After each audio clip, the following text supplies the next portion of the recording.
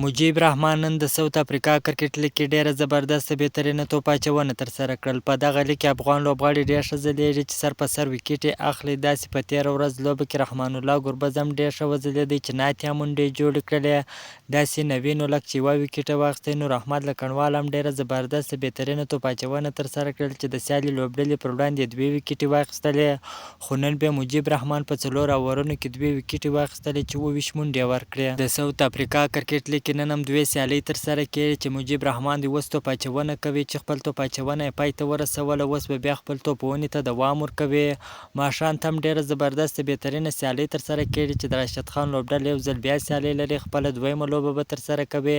په لومړۍ لوبه کې د راشد خان په لوبډلمشرۍ باندې راشد خان خپل لوبډله بریا ته ورسول. انشاءالله چې په دویمه لوبه کې به هم ښه لوبه ترسره کوي.